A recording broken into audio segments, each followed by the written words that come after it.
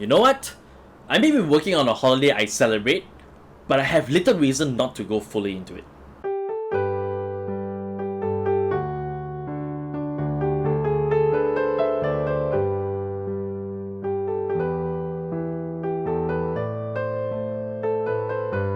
To all my fellow Muslims out there, Selamat Hari Raya Aidilfitri.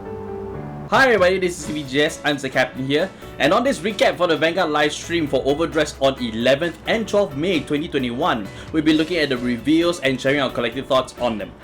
We'll be starting this recap with a clarification from last week's recap, where we pointed out that the new cards for DBT-02 are actually going to have a year printed next to the card code.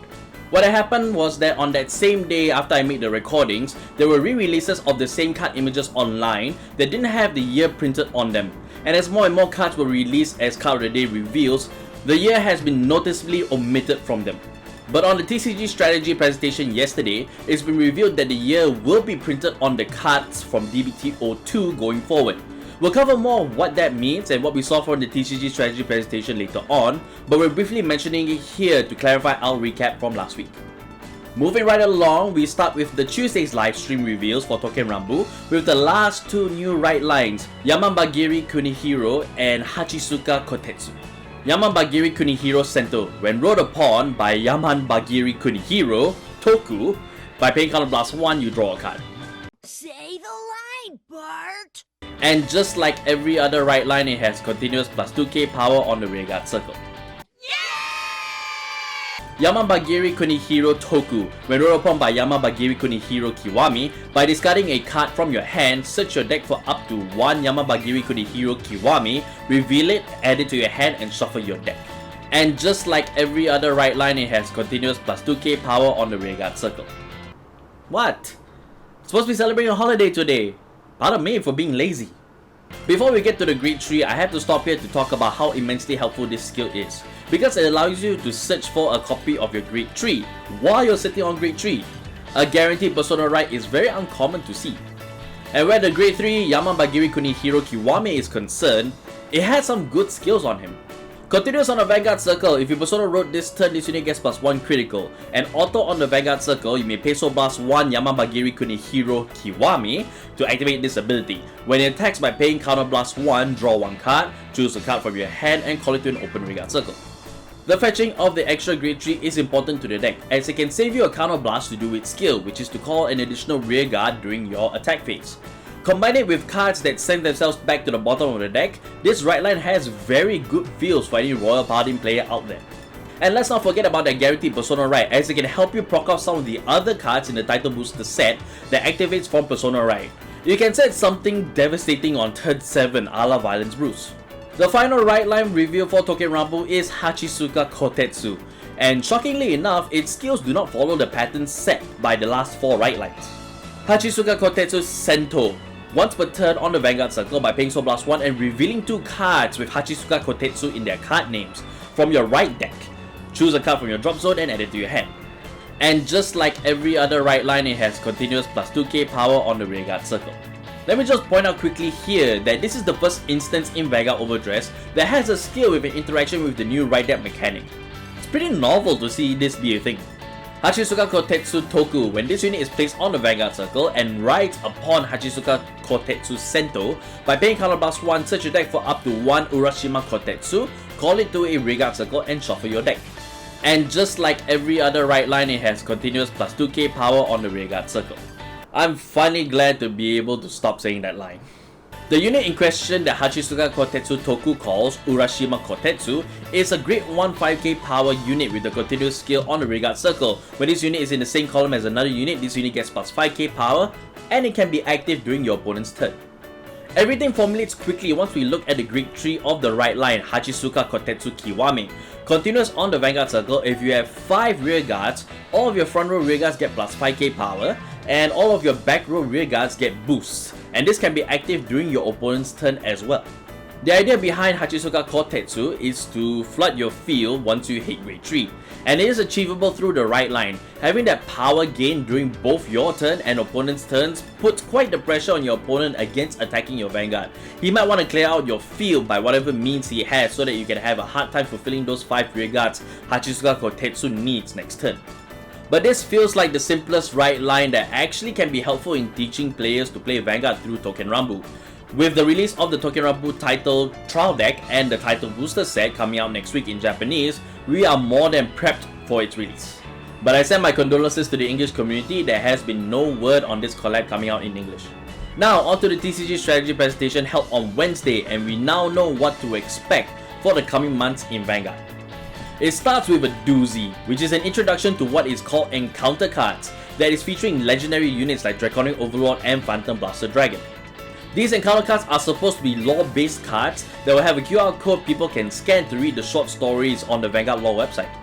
For those of you that are unaware, and I highly thank the Vanguard community for collating and translating this information, Vanguard has been updating their lore website with stories that involves the ash-white Draconic Overlord that has been guarding the Blaster Blade Sword for 3000 years. I haven't had the time to read the story myself, because... But these encounter cards are gonna be card prints of these legendary units from Vanguard Pass in the second booster set. Nothing much has been said about what you can expect from Draconic Overlord and Phantom Blaster Dragon, other than these cards are gonna be triple rare cards in that set. And it's been mentioned on the slide and by producer Keita Mori that these encounter cards are not gonna be a common occurrence. They are gonna be printed rarely, which we have no proper understanding of what that means just yet, but the next time we can expect encounter cards to be printed is March 2022, a year away.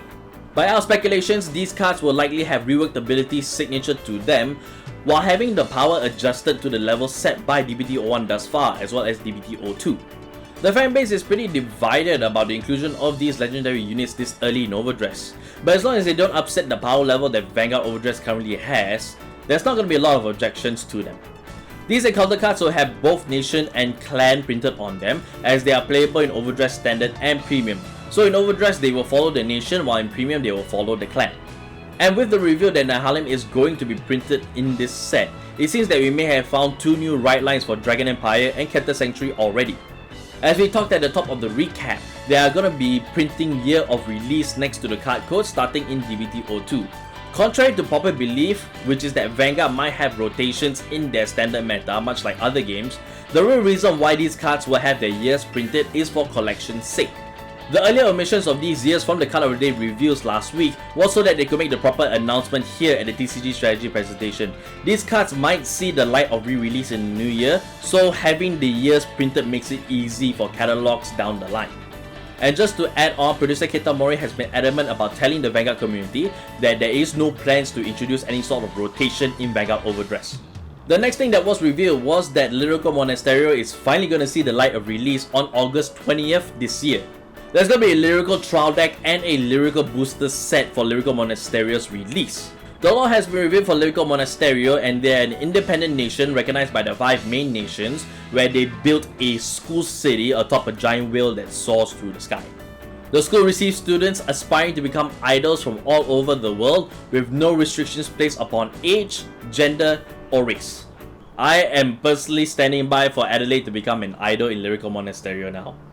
Similar to Token Rambu, the trial deck and the booster set will have 5 right lines, and each encompass the races of mermaids, war beasts, humans, dragonoids, and vampires. We've reached a new zenith now that cat girls and dragon girls are a thing in Vanguard now. Wow! Speeding on through, we got the announcement that they will be releasing V-Clan Collections Volumes 1 and 2 on September 3rd with new cards for the V Premium format. Featured units revealed thus far is a new Bermuda Triangle unit, Think Saber Dragon for Royal Paladin, Giraffa for Mega Colony, Prominence Core for Gold Paladin, Raging From Dragon for Shadow Paladin, and Vera for Nero Nectar. There's also confirmation for Himiko for Genesis, Vowing Sword Dragon for Narukami, Ramiel for Angel Feather, Chat Noir for Great Nature, alongside 2 new units for Nobutama and Murakumo. The V-Clan collection will include 1 copy of every card in the box, reprints of the Great Tree Searchers, and also the new heal triggers with skills on them. We'll find out more about what these are at later dates. And just when we thought collabs will end with Monster Strike, Vanguard will be getting another collab set with Shaman King on November 5th with a title trial deck and title booster set. And also a follow-up Volume 2 title booster set releasing sometime in spring 2022. Shaman King has always been a popular IP amongst a lot of anime fans, ourselves included, with the original anime released back in the day. The collab is not surprising since we have seen Shaman King promo cards in Vanguard already. What is surprising is the early announcement of the second title booster set, which so far is a first in Vanguard Overdress. The last bit of news is the roadmap for all releases all the way up to December. We can see that in late September we'll have the third booster set release for Vanguard Overdress for the 5 main nations, a new start deck for the new character premiering in Season 2 of the Vanguard Overdress anime in October, and the 4th booster set release in December.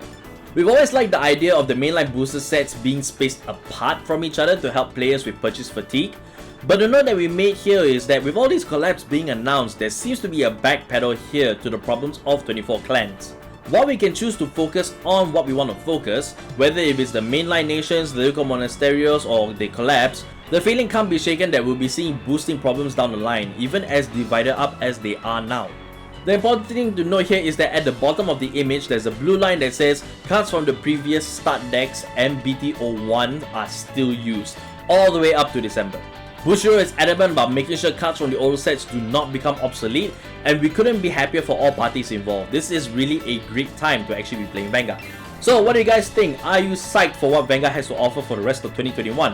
What about what's coming next week for Token Rambu? Leave your comments below.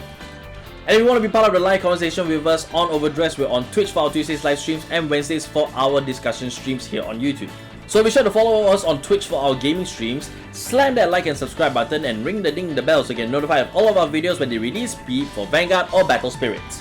Be sure to follow us on all of our socials. We're on Facebook, Twitter, and Instagram. We also have a Discord as well where you can find myself, Dempster, and Leon on most nights. If you like what we do here and want to support us directly, do be sure to join our membership where you can be like One How Law, Daddy Angrieto, and Samuel McKay, and have access to our meme emotes and badges during our premieres and live streams. So with that said, thank you guys again for watching, and we'll see you in the next video. Bye bye!